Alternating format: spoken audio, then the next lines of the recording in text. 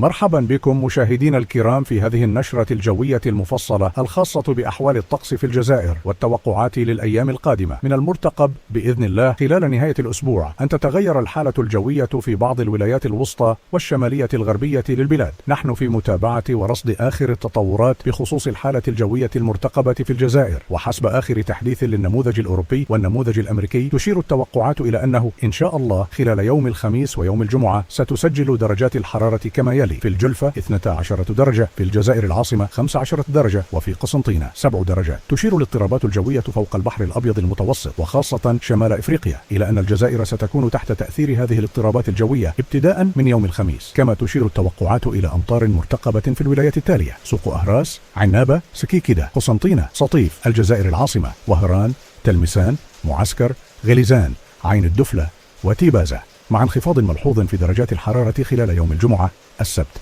والأحد، حيث تتراوح درجات الحرارة بين 16 درجة في الجلفة و7 درجات في قسنطينة.